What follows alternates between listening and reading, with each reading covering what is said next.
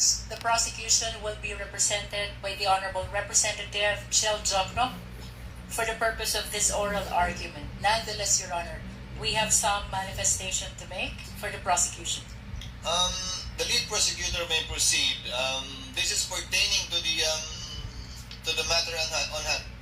This pertains, Your Honor, to the remaining witnesses for Article 4 threat. Can we discuss that later before we adjourn, lead prosecutor?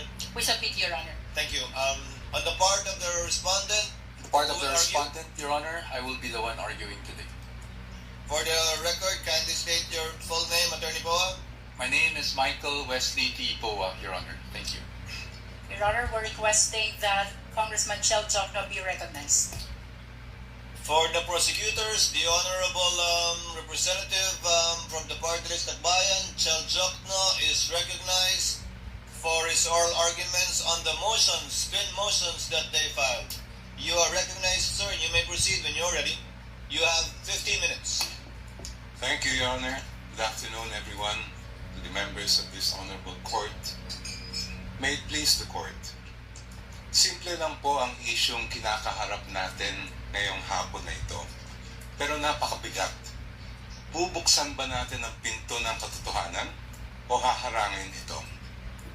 Ang hiling ng prosecution ay mailabas ang buong katotohanan so that this court may know the truth, the whole truth, and nothing but the truth, and make its decisions based on that. That is why we have requested the issuance of subpoena duces tecum for the bank records, tax records, and anti-money laundering council reports relating to Vice President Sara Duterte and her husband, Attorney Mans Carpio. Sa pamamagitan nito, may lalahad ang buong katotohanan tungkol sa mga alegasyon sa Article 2 ng Articles of Impeachment. Una, na pinayaman ni Vice Presidente ang kanyang sarili ng labis-labis sa kanyang legal na sahod at lehitimong kita bilang isang lingkod bayan. Pangalawa, na meron siyang mga ari-arihang hindi dineklara sa kanyang Statement of Assets, Liabilities, and Net Worth. At pangatlo, na habang siya ay nanunungkulan bilang Vice Presidente, nakibahagi siya sa negosyo, directly or indirectly, kahit ipinagbabawal ito ng ating konstitusyon. Sasabihin marahil ng depensa na walang kapangyarihan ang hukumang ito na busisiin ng mga bank records, tax records at AMLA reports ni VP Sara. With all due respect, that argument is not only legally flawed, it is an affront to the authority of this honorable court. Kung tatanggapin po natin ang argumentong ito, hahayaan natin maliitin at insultuhin ang hukumang ito. The Constitution, Your Honors, please, vests this impeachment court with extraordinary powers. Tanging ang hukumang ito lamang ang may kapangyarihang magpasya kung ang mga pinakamataas na pinuno ng ating bansa ay karapat-dapat pa rin manungkulan. Because this power comes directly from the Constitution, no one, no person, no law, no administrative rule can limit or supersede it. I repeat, nothing and no one can handcuff this court's power to try and decide this impeachment case. Kahit ang bank secrecy law po ay sumusunod at tumatalima sa impeachment court. The law explicitly states, and I quote its pertinent portions, all deposits are hereby considered as of an absolutely confidential nature except in cases of impeachment. Walang kaduda-duda, may karapatan at kapangyarihan ng impeachment court na busisiin ang mga bank records ni VP Sara. Hindi rin pahadlang ang Data Privacy Act. The law itself affirms that confidentiality shall not apply, and I quote, should the personal information be needed pursuant to a subpoena duly issued. Muli, walang kaduda-duda. May karapatan at kapangyarihan ng impeachment court na ipasubpoena ang mga dokumento ni VP Sara Duterte. Pero sabi po ng kampo ni Vice President, irrelevant daw ang mga bank records, AMLAC reports at PIR records. Lalo na daw yung mga transaksyon na nangyari bago siya umupo bilang pangalawang Pangulo dahil wala raw itong kinalaman sa kasong ito. The prosecution respectfully but vehemently disagrees. Ayon sa report ng Anti-Money Laundering Council na isinumite sa Committee on Justice ng House of Representatives, the financial activity of Vice President Sara C. Duterte increased significantly starting 2007 when transaction values surged to 208.15 million pesos. According to this report, which is marked as Exhibit P-2-7-8, I quote, "Financial movements intensified between 2009 and 2013 with consistently high totals exceeding 400 million pesos, including notable peaks in 2009, 704.93 million pesos, 2010, 648.58 million pesos, and 2011, 597.15 million pesos. Si VP Sara po ay nanungkulan bilang Vice Mayor ng Davao City mula 2007 hanggang 2010. Naglingkod naman siya bilang Mayor ng Davao City mula 2010 hanggang 2013. From 2007 to 2013, ayon sa records ng AMLAC, lumampas sa 3 billion pesos ang kanyang financial activity. May kinalaman ba ito? Ito ba ay relevant sa Article 2 ng Articles of Impeachment, which alleges, among others, that VP Sara betrayed the public trust and culpably violated the Constitution when she amassed unexplained wealth manifestly disproportionate to her lawful income? Para sa prosecution, malinaw ang sagot. The Vice President's financial activity as Vice Mayor and Mayor of Davao City relates directly to the main fact in issue in this case, her fitness or unfitness to serve as Vice President. Let me explain. The framers of the 1987 Constitution added betrayal of public trust as a ground for impeachment, and I quote, "to include all acts which render the officer unfit to continue in office." For this honorable court to determine whether VP Sara Duterte is unfit to continue in office, it must have a clear picture of the respondent as a public servant. Kailangan makita ng publiko at ng mga senator judge ang tunay na kulay ng vice-presidente at larawan ng kanyang buong pagkatao bilang isang lingkod bayan. If she amassed staggering amounts of unexplained wealth while she was a vice mayor and mayor, doesn't that say a lot about her unfitness to serve as a vice president? Isn't that relevant to the question this court must resolve at the end of this trial of whether or not the vice president betrayed the trust given to her by the people? From what I have gathered and read, Your Honors, please, this is not the first time this court has been confronted with this issue. Sa impeachment ni dating Chief Justice Renato Corona, tinanggap ng hukumang ito ang mga ebidensyang nakalap bago pa man siya naupo bilang punong hukom. I believe it was then Senator Judge, now presiding officer Francis Escudero, who raised the question, will the impeachment court consider only Corona's acts as Chief Justice? This after observing that some exhibits predated his appointment as Chief Justice. This matter was taken up in caucus, after which this court decided to allow such evidence. When Philippine Savings Bank President Pascual Garcia III testified before this court in the same Corona trial, he refused to answer the question of then Senator Judge Franklin Drilon on the starting balance of Corona's 2 peso denominated accounts. But, if I'm not mistaken, it was Senator Judge Alan Peter Cayetano who said that records of initial deposits are among the quote-unquote opening documents that should have been brought to the impeachment court. After reading the subpoena, presiding officer Senator Juan Ponce Enrile held that Senator Judge Cayetano's observation was correct. During the same hearing, the presiding officer ordered the issuance of subpoena to PS Bank Katipunan Branch Manager Annabel Chongson to bring all the bank records of the Chief Justice. A few days later, the impeachment court denied the defense's motion to quash the subpoena for the PESA bank accounts of CJ Corona. The presiding officer explained that the purpose of the subpoena is to find out if Corona has not included the deposits in his SAN. This court also denied the defense's motion to suppress evidence on Corona's bank accounts. Sa huli, pinusisi ng hukumang ito ang bank records ni Chief Justice Corona mula sa kanyang unang balanse bago pa man siya naging punong mahistrado. The panel of prosecutors respectfully submits that the subpoenas for the production of the bank records, AMLA documents, and BIR documents of the Vice President and her husband are proper and should be issued by this honorable court.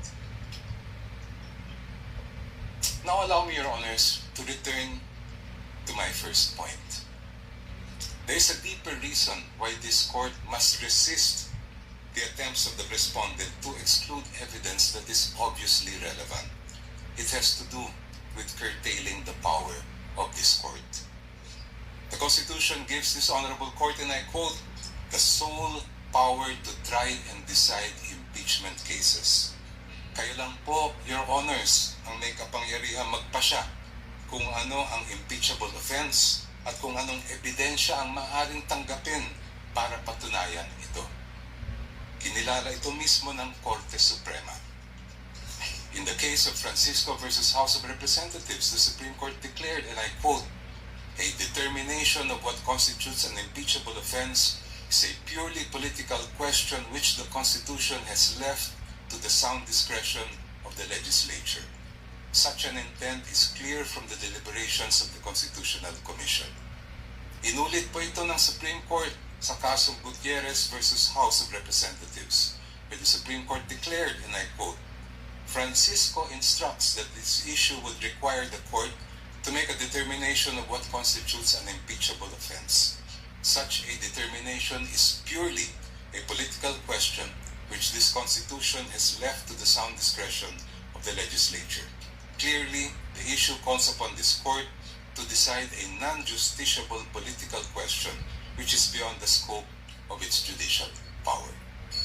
Since this impeachment court has the sole power to determine what constitutes an impeachable offense, no one, not the Supreme Court, much less the defense, can impose limitations on that power. No one can dictate to this court how to exercise the exclusive power to decide what constitutes an impeachable offense.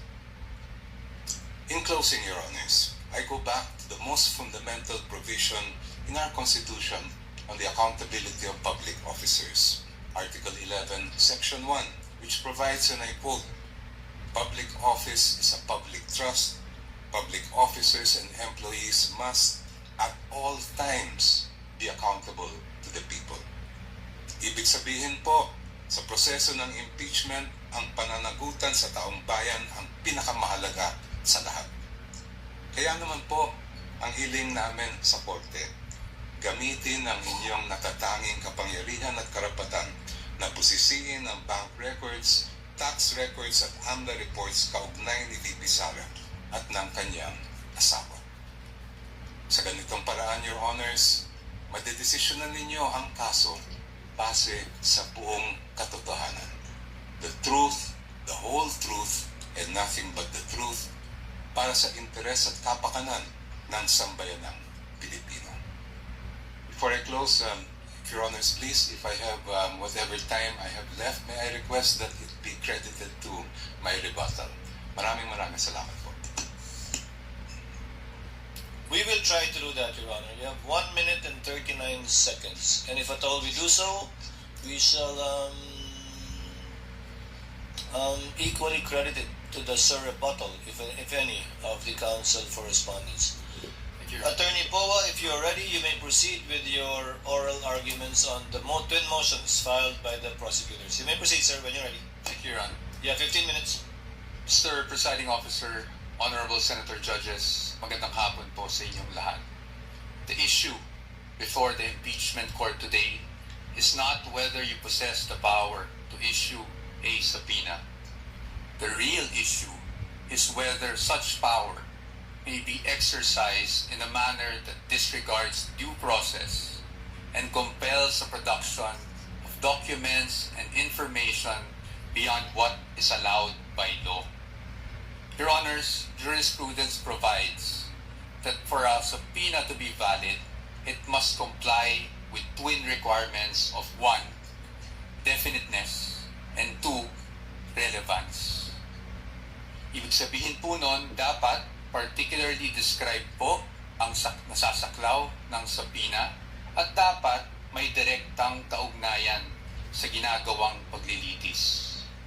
Your Honors, when a subpoena becomes oppressive, when it is unreasonable, and when it is merely issued for the very purpose that there is a hope that somewhere, somehow, something incriminating will come out, it ceases to be an instrument of justice. It becomes a weapon of a fishing expedition. And that is exactly what confronts this very court today.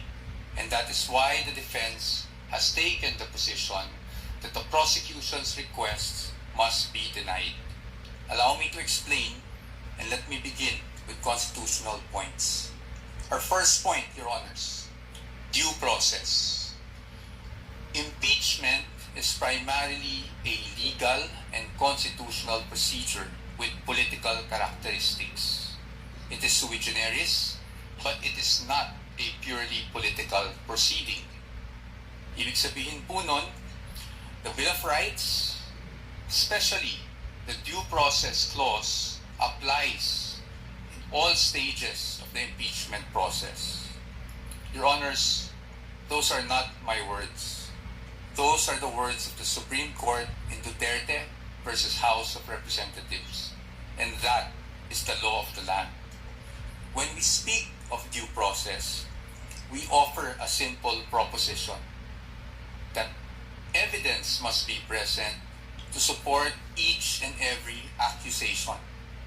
Pero hindi po yon yung nangyari dito. Balikan po natin kung saan nagsimula itong proceeding na ito. I have here with me, Your Honors, copies of the Zabalia and Cabrera complaints, both filed before the House of Representatives. Both accused the Vice President of allegedly amassing unexplained wealth, both with voluminous attachments, yet not one attached a document to support that accusation. Not a single financial transaction record, not even a single SALN. In fact, it was only after these complaints were filed, and more significantly, only after the respondent had filed her answer before the Committee on Justice, that committee started searching for evidence to somehow support these accusations through, again, the issuance of subpoenas. Your Honors, we objected then, and we are still objecting now, because with all due respect, the position of the defense is that is the very definition of a fishing expedition. Your Honors,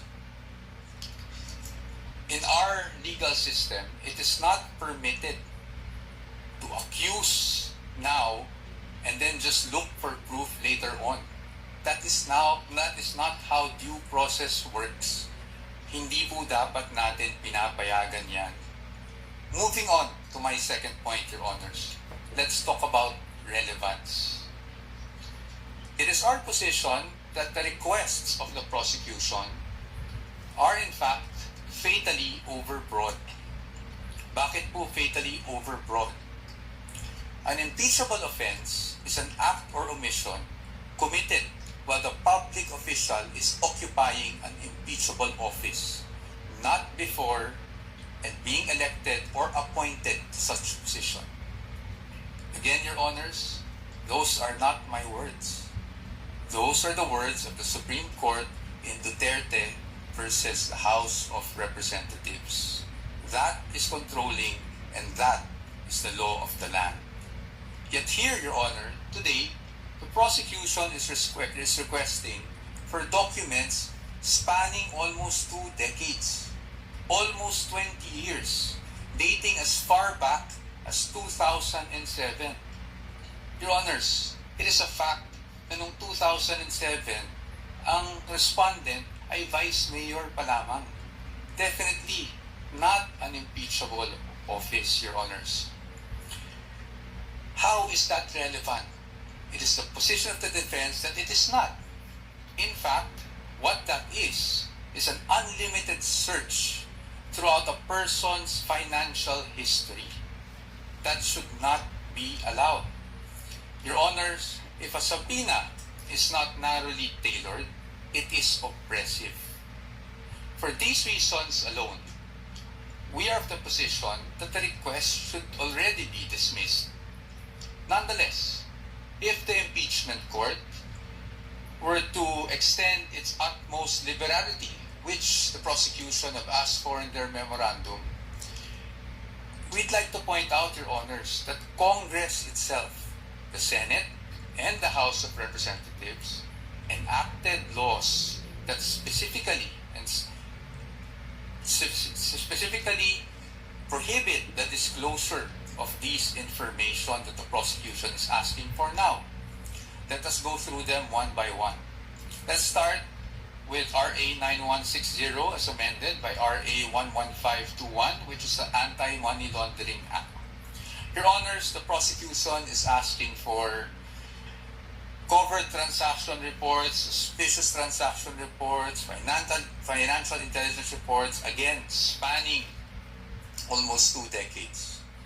However, it is clear under Section 8A, which we are flashing on the screen right now, na bawal po yun. Disclosure is prohibited under this provision, Your Honors. It is in black and white. Meron po bang exception? Wala po. Impeachment is not an exception. Had Congress wanted to make impeachment as an exception, madali lang naman pong ilagay yun sa batas. Pero hindi po yun nagawa. Now, in fact, I also have here copies of the Financial Intelligence Report and another report from the AMLAC, the Information Management Analysis Group, which were already marked as exhibits, Your Honor, and is in the records of the court. Exhibit D2-8-P1, where it says specifically that it should not be the information should not be used as evidence in formal proceedings, Your Honors. Clearly, Your Honors, to compel AMLAC officials to disclose such information would be to compel them to violate the law. Let's move on now to the tax records, Your Honors. Prosecution is asking for tax records, so let's look at the tax code. Section 270 of which criminalizes disclosure of taxpayers' information. Meron po bang exception sa batas na ito? Meron po, but it is limited. Kasama po bang impeachment? Hindi po. That is very clear. Again, Congress wanted to put an exception for impeachment. They could have easily done so, but they did not. Now, Your Honors, let's go to Bank Secrecy Law, RA 1405. The state policy has always been to favor the secrecy of bank deposits, Your Honors. Dito, while we recognize that impeachment is in fact an exception, Your Honors, we submit that this exception is not automatic. Meaning, hindi porket may exception for impeachment, pwede na kaagad natin buksan ang lahat ng bank records na hinihingi ng prosecution. Why? Because, Your Honor, this exception does not dispense with constitutional safeguards. It does not abolish the right to due process. So dapat po, meron pa rin tayong basihan. If you look at the articles of impeachment, wala naman po doon na nagsasabing yung sinasabing unexplained wealth coming from, even if it was an illegal activity, ay pinasok sa isang specific account. In fact, Your Honors, this exception does not automatically mean that we should permit a fishing expedition. Yun nga pong mga bank account numbers na nakaspecify sa request for the issuance pa subpoena, ang aming posisyon po dyan, yan po ay nakalap doon sa illegal disclosure, with all due respect, na ginawa ng AMLAC before the Committee on Justice. And then, Your Honors, they're also asking for the bank records of the spouse. Your Honor, the spouse is not an impeachable officer. And therefore, the spouse is not covered by this exception. Again, Your Honors, we should not allow this.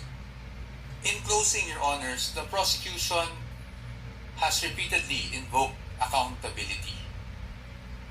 Your Honors, we agree with them. No one is above the law. But in the same manner, no one must fall below or be outside the protection of the law. Impeachment is indeed a powerful constitutional tool. But Your Honors, impeachment is not a magic word or a magic wand that one can just wave to transform an illegal act into a legal act, to transform unlawful access to lawful access. That is not what the Constitution contemplates. That is not what the laws enacted by Congress contemplate. And that is not something that the Honorable Impeachment Court should allow. We submit, Your Honors. Thank you very much. The gentleman still has 2 minutes and 48 seconds, which we shall credit, similar to the request of the prosecutor, to your rebuttal should you desire to use it, counsel, for the respondent, Attorney Boy. Thank you, Your Honor. Counsel, the prosecutor is recognized. Attorney Chel Jokno, you have 11.38 minutes. You should round off to 12 minutes, counsel. You may proceed when you're ready for your rebuttal. Maraming salamat po, Mr. Presiding Officer. Magandang hapon po ulit sa ating lahat. Let me address each of the points that the defense has raised in their oral argument. Sabi po nila una ay due process daw ang isang paulit-ulit na dinidiin ng defense. But there's no debate that due process applies in this proceeding just like in any other proceeding. The real issue before this honorable court is, will the subpoenas that we are asking be issued by this court actually deprive the respondent of any form of due process? Ang aming paniwala po ay hindi. And allow me to explain why. First of all, we are not yet at the stage where any evidence is being put in the trial or offered to the honorable court.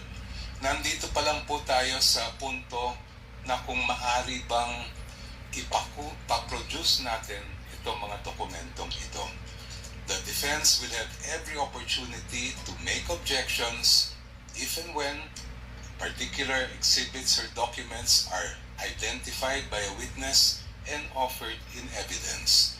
Therefore, wala pong due process violation ang pag-issue ng subpoena. Second, the defense repeatedly cites the case of Duterte versus House of Representatives as, I quote, the law of the land, as I quote, controlling daw yung desisyon na yan. But I must remind the defense of that particular case and why the pronouncements quoted are mere obiter dicta, o kung sa simpleng salita po ay side comment lang. The entire Duterte versus House of Representatives case revolved around a different mode of impeachment. Kung maalala po natin, yan yung at least one-third ng members of the House ang nagsampa ng kaso. And the entire decision discussed how due process should apply to that mode of impeachment. Totoo, may sinabi ang Supreme Court tungkol sa mode na ginamit po ng Sabalya and the Cabrera complaints. Pero hindi po yun ang issue sa kaso ni Duterte. That issue is just a side bypass or incidental declarations of the court that are not controlling and are not the law of the land. And if you look mismo at the decision of the court, they expressly said, we are speaking of due process in relation to how these proceedings reached the Senate as an impeachment court, not this kind of procedure. Second, paulit-ulit din po nila sinasabi na ang ginagawa po ng prosecution ay fishing expedition. Actually po, meron ng desisyon ang Supreme Court that addresses squarely this point. This case involved a case of unexplained wealth, the case of Republic versus Rabusa, GR 208183, decided August 31, 2022. Just like here, the prosecution in that case requested subpoenas for the production of bank records. Just like here, the argument was raised that this is a mere fishing expedition. In fact, hanggang sa Court of Appeals, ang sabi po ng Court of Appeals ay fishing expedition lang po yan. But please allow me to read just a portion of what the Supreme Court held here. I quote, "The Court of Appeals resolved that the bank accounts of Rabusa et al. Were protected under Republic Act 1405, that is the Bank Secrecy Law. Given the arbitrary demand to disclose the contents thereof, the Court of Appeals considered the inquiry as a fishing expedition to utilize evidence against Rabusa et al. In the instant case, given that the court orders in the form of various subpoena duces tecum and ad testificandum all involve the forfeiture of unexplained wealth, the RTC was in error for not allowing petitioner to examine, inquire, and look into the subject accounts." I continue. "As the present proceedings on unexplained wealth are now encompassed within the exceptions of Republic Act 1405, the court orders subject of this case clearly fall within the orders that would enable the examination of the respondent's bank accounts as contemplated in the first exception. Thus, it comes clear that this court cannot sustain the RTC's and Court of Appeals theory that there was no court order authorizing the examination of the bank accounts. On the contrary, records prove that the RTC issued several subpoena duces tecum and ad testificandum, which required certain persons to testify in open court and present documents which pertain to the existence and identity of the subject accounts and also to the accounts, the contents found therein. I just move forward. Given the existence and propriety of the subpoenas, the evidence procured through the same should have been duly considered by the lower courts. This court cannot agree with the Court of Appeals' supposition that the examination of the respondents' bank accounts was but a mere fishing expedition to pin liability on them." Next, the defense repeatedly cites a number of laws to claim that the requested information and documents that we are asking from this court for the issuance of subpoena are confidential. Sabi po nila, confidential daw ito sa ilalim ng Republic Act 1405. Sabi po nila, confidential daw ito sa ilalim ng Anti-Money Laundering Act, pati ang National Internal Revenue Code, pati ang Data Privacy Act ay confidential din. Pero kung titingnan po natin, klaro po at malinaw po sa amin ang batas at ang utos ng saligang batas sa impeachment court na ito. You have the sole exclusive power to determine an impeachable offense, and that includes the power to find out, ferret the entire truth, and make your decision on that basis. I will not dwell on the exception to Republic Act 1405. That's very clear. there's an exception for impeachment. Pero paano naman po yung sinasabi nilang Section 8A ng Anti-Money Laundering Law? If you read that law, particularly that provision, it clearly refers to prohibiting leaks by members of the Anti-Money Laundering Council. It never was intended to short-circuit the impeachment process or limit the powers of this honorable court to find out the truth. Ganon din po ang nakalagay sa ating National Internal Revenue Code. Sabi po ng defense, there's nothing that allows these documents to be made public. I cite Section 71, NIRC. After the assessment shall have been made, I'll just move forward. The returns, together with any corrections, shall be filed in the office of the Commissioner, and I quote, and shall constitute public records and be open to inspection as such upon the order of the President. And in fact, during the Corona impeachment trial, the President at that time did order, and that is why this court admitted the BIR documents. Your Honors, madaling sabihin na confidential ang ilang impormasyon at dokumento, madaling magturo ng batas. Pero ang hinahanap po ng impeachment court ngayon at sa mga susunod na araw, linggo at buwan ay ang katotohanan. At ang layunin ay makamit ang pananagutan. Confidentiality, Your Honor, should not be the prevailing principle in this proceeding. Hindi po confidential ang katotohanan. Maraming salamat po. Thank you, Representative, the Honorable Chel Jokno. Attorney Po, counsel for respondent, is recognized for his rebuttal. Sir, you have 13 minutes. Thank you, sir. I will not take up the entire time to expedite matters. Your Honors, I respect, of course, the arguments put forth by the distinguished opposing counsel. But when it comes to due process, Your Honors, I think it's beyond debate that due process must be observed in every stage of the proceedings. And aside from that, due process requires, Your Honor, that we also respect the protections afforded by law on the respondent. Your Honors, ang sabi po ng ating distinguished opposing counsels, obiter lang daw po yung sinabi ng Supreme Court. But Your Honors, nung sinabi ng Supreme Court sa Duterte versus House of Representatives na ang impeachable offense is an act or omission that is committed by a public officer while occupying an impeachable office, hindi naman po siguro pwede doon lang sa yung one-third mode gamitin yung ganong definition, pero pagdating po sa ibang mode ay hindi na po applicable yung ganong definition. Your Honors, in fact, in that decision, which I failed to mention earlier, sinabi rin po that the acts or omissions must be done in relation to the office. Kasi yun nga po ang purpose ng impeachment.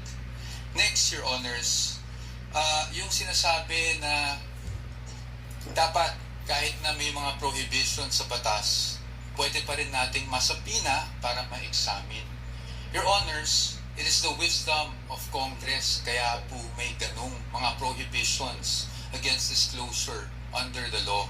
Kung papayagan po natin that a court process, even an impeachment court, can issue a subpoena to thwart those provisions, it's as if, Your Honor, we are doing judicial legislation here because a judicial issuance can easily repeal for the time being that provision, or at least suspend, Your Honor. Maybe not repeal. Properly, the proper word might be suspend that provision of law. I've never heard about that, Your Honors. And then, lastly, Your Honors, parati natin sinasabi rin, no? Two points. Yung nabanggit na Section 71. I agree po under the tax code that Section 71 provides that if the President orders, then nawawala na po yung confidentiality. However, Your Honors, even given that there's an order from the President, I think we should still think about the relevance Para saan ba ine-examine yung mga dokumento? Hindi ba para sa impeachment proceeding? Hindi po namin sinasabi na kung sakaling nagkamali man ang Vice Presidente, kung sakaling may paglabag man sa batas ang Vice Presidente noon, ay hindi na pwedeng maparusahan. Marami naman pong paraan. You can file cases against the Vice President for those infractions, pre-term infractions. Pero pag impeachment po ang pinag-uusapan, we are limited to what impeachable offenses are. And again, the Supreme Court is clear about that. Your Honors, there's also a repeated citation of the Corona case. But we would just like to point out that the Corona case was tried, decided upon, way before Duterte versus HOR.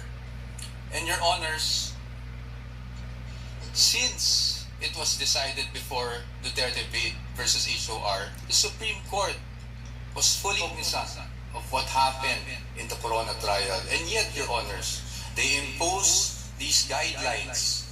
In fact, the line itself in the Duterte versus HOR is we clarify, I quote, we clarify the constitutional requirements of impeachment.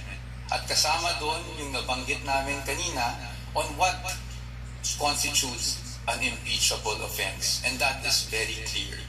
Marahil, sinasabi natin na yon ay isang obiter, pero Your Honors, paano po magiging obiter yon kung yun mismo ang itinakbo ng desisyon?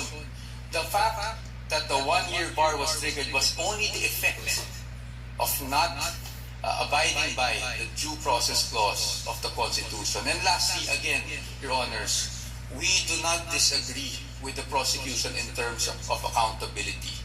Again, no one is above the law, but no one should also be deprived of the protection given by law, Your Honors. Thank you.